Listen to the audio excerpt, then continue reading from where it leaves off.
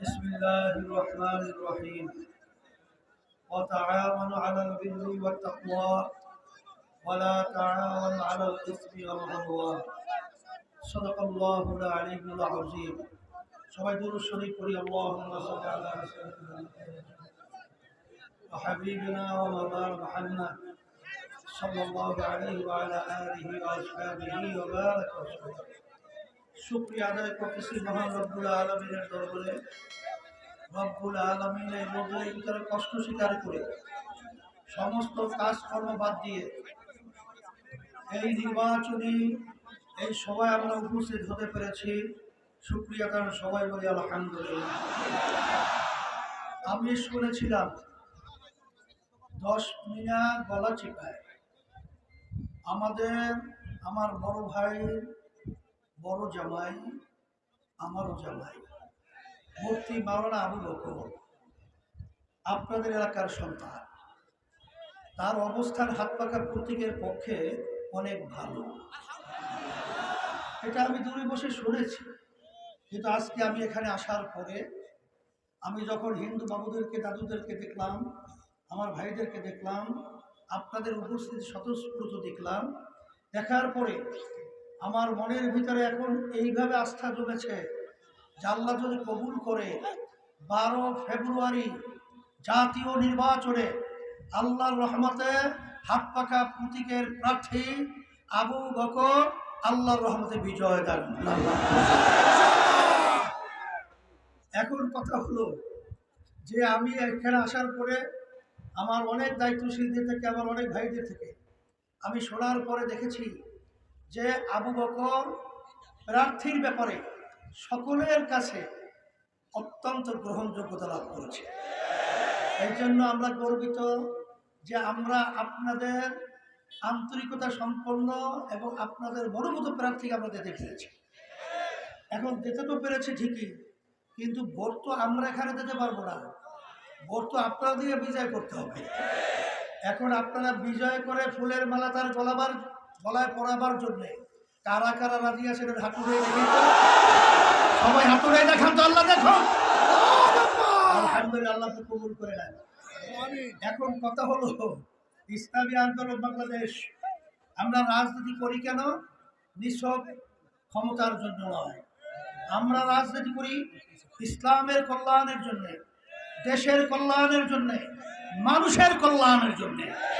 1987 সালে ইসলামী আন্দোলন বাংলাদেশ প্রতিষ্ঠিত হওয়ায় আজ পর্যন্ত একটা এমপিও যদি আমাদের সংসদে না থাকলেও আমাদের কিন্তু অনেক সুযোগ ছিল, আমরা এমপি মন্ত্রী হতে পারতাম। কিন্তু আমরা ইসলামী আন্দোলন বাংলাদেশ কোনো চাঁদাবাজদের, কোনো জালেমদের, কোনো খুনিদের এবং এই দেশে থেকে বিদেশের তাবেদারি করাদের থেকে বিদেশে রাখা পাচারকারীদের এবং জুলুমবাজদের কোনো সময় সহযোগিতা আমরা হতে পারি না। এই জন্য ইসলামী আন্দোলন বাংলাদেশ কখনোই তাদের সহযোগী হিসাবে ক্ষমতার স্বাদ গ্রহণ করে নাই। আপনারা জানেন 5ই আগস্ট 2024 অভ্যুত্থানের পরে একটা সুন্দর দেশ গড়ার সুযোগ এসেছিল। আমি আল্লাহর রহমতে আপনাদের দোয়ায় আমি চেষ্টা করেছিলাম ইসলামের পক্ষে একটা বাক্স দেওয়ার জন্য। সেই বাক্স আলহামদুলিল্লাহ তৈরিও হয়েছিল, বাংলাদেশের মানুষের আশা আকাঙ্ক্ষাও জেগেছিল। কিন্তু সারা দেশের মানুষ যখন সারা জাগালো, তখন এক শ্রেণীর স্বার্থান্বেষী মহল, ক্ষমতার লোভীরা সেই স্বার্থকে বিসর্জন দিয়ে ক্ষমতার জন্য গোপনে আমেরিকার সাথে তারা বৈঠক করে, ভারতের সাথে বৈঠক করে, ইসলামকে জলাঞ্জলি দিয়ে তারা স্বার্থ উদ্ধারের জন্য পদক্ষেপ গ্রহণ করেছে। তাদের সাথে আমরা থাকতে পারি না বিধায় আমরা ভিন্ন হয়ে গেছি। আমরা সতর্কতার আহ্বান জানাবো। আমরা অত কারো বিরুদ্ধে বলতে চাই না, তবে এতটুকু কথা, আমি প্রতি বছর বলতে গেলে আপনাদের গলা চিপায় আসি, এই মাঠেই আসি না, কিন্তু আমি দেখছি এই গলাচিপা, 10 মিনা এবং পটুয়াখালীর মাটি অন্য অন্য জেলার চেয়ে ইসলামের পক্ষের ঘাঁটি। আজকে আমার হিন্দু দাদুদেরকে বলবো, অন্য অন্য ধর্মাবলম্বী যারা রয়েছেন, আপনারা খবর নিলে দেখবেন স্বাধীনতা যুদ্ধের সময় হিন্দুরা তাদের জানমাল ইজ্জত নিরাপত্তার জন্য আমাদের বাড়ি এসে তারা ওখানে বসবাস করেছিল। খবর নিয়ে দেখে আওয়ামী লীগ ভাইদেরকে বলবো, যখন বিএনপি ক্ষমতায় আওয়ামী লীগকে তাড়ায় তখন আওয়ামী লীগের নেতারা এসে আমাদের বাড়িতে ওখানে আশ্রয় নিয়েছিল। যখন বিএনপি পালায় তখন বিএনপি নেতা কর্মীরা আমাদের বাড়িতে এসে আশ্রয় নিয়েছিল।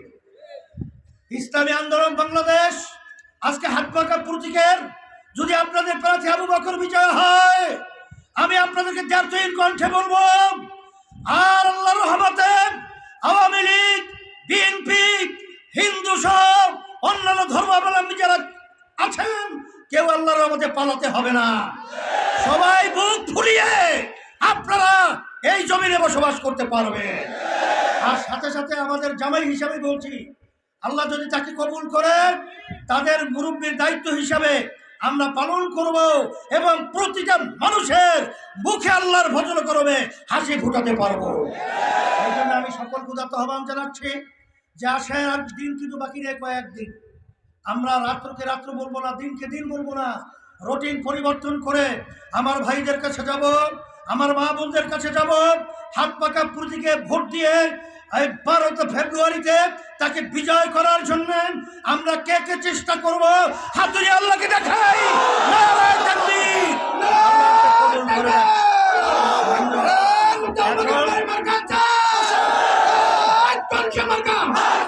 সবাই বলো আমি হাত পাখাই শান্তির প্রতীক। আমি আপনাদের সামনে আমাদের জামাই আবু বকরের হাতে আমি উঠিয়ে দিয়ে আপনাদের কাছে আমানত হিসাবে রেখে গেলাম। আল্লাহ রাব্বুল আলামিন যেন বিজয়ের ফুলের মালা আল্লাহ তার গলায় পরিধান করায়, আপনাদের মুখ আল্লাহ যেন উজ্জ্বল করে এবং হাত পাকা ইসলামের পক্ষের প্রতীক আল্লাহ যেন বিজয় দান করেন। রব্বানা আতিনা ফিদ দুনিয়া হাসানাহ ওয়া ফিল আখিরাতি হাসানাহ ওয়া কিনা আযাবান্নার বিরহমাতিকা ইয়া আরহামার রাহিমিন।